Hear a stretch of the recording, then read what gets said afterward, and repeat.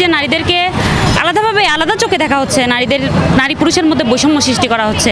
বিভিন্ন জায়গায় বলছে নারী নেতৃত্ব থাকবে না, কারণ নারী 15 বছর ধরে আমাদের উপরে স্বৈরাচারী শাসন চালিয়েছে। তাদেরকে কি কোনো পুরুষ হেল্প করেনি এই স্বৈরাচারগিরি করতে? চট্টগ্রাম একটা কনজারভেটিভ এরিয়া, এই কনজারভেটিভ এরিয়া থেকে বিলং করে কনজারভেটিভ এরিয়ায় দাঁড়িয়ে মাইন্ড সেট আপ কনজারভেটিভ হওয়ার পরেও যেই নারী আন্দোলনকারীরা চট্টগ্রাম থেকে লিড দিয়েছে এবং সম্মুখ সারি থেকে আন্দোলন করেছে, তাদের প্রতি এখন আসলে বৈষম্য করা হচ্ছে। আমাদের চিন্তা মাথায় প্রথমে এটাই ছিল যে আমি তো নারী, আমাকে দেখলে হয়তো পুলিশ হামলা করতে বা ছাত্রলীগ হামলা করতে হয়তো দুইবার ভাববে। আমরা তখন টিয়ার শেলও ভয় পাইনি, গুলিও ভয় পাইনি। কিন্তু এখন এসে যা দেখছি তা হচ্ছে বিভিন্ন জায়গায় বলছে নারী নেতৃত্ব থাকবে না, কারণ নারী 15 বছর ধরে আমাদের উপরে স্বৈরাচারী শাসন চালিয়েছে। আসলে কি শুধু সে একাই স্বৈরাচারী শাসন চালাতে পেরেছে? তাদেরকে কি কোনো পুরুষ হেল্প করেনি এই স্বৈরাচারগিরি করতে? তাহলে এখন কেন শুধুমাত্র নারীদেরকে ব্লেম দেওয়া হবে?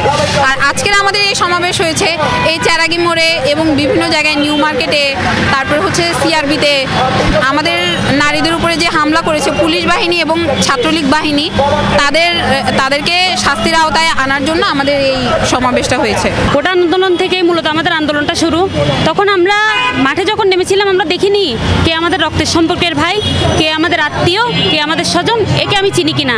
প্রিজন ভ্যানে যখন পুলিশ খুব খারাপভাবে আমাদের ভাইদেরকে লাঠিচার্জ করে যখন প্রিজন ভ্যানে তুলতেছিল, তখন আমরা দেখিনি কে আমাদের রক্তের সম্পর্ক।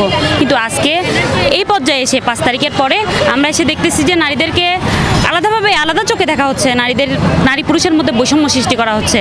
তো আমি জোর দাবি জানাচ্ছি নারীদেরকে এই বিভিন্নভাবে যে লাঠিচার্জ করা হয়েছিল, নারীদেরকে ধর্ষণের হুমকি দেওয়া হয়েছিল এবং আমাদেরকে অনেক টানা হিচড়া করা হয়েছে এবং আমাদের বিভিন্ন স্থানে তারা টাচ করেছিল, এদেরকে চিহ্নিত করে দ্রুত বিচারের দাবিতে আনবেন। দ্রুত বিচারের দাবিতে যদি না নেন তাহলে আমরা আবারও মাঠে নামতে বাধ্য হব। আমরা দেখতেছি যারা আমাদের সাথে অন্যায় করেছে তারা রাস্তায় এখনো খোলাভাবে ঘুরতেছে, তাদের কোনো লজ্জা নাই যে তারা খোলাভাবে ঘুরতেছে। তো আমরা এদের বিচারের দাবি জানাচ্ছি।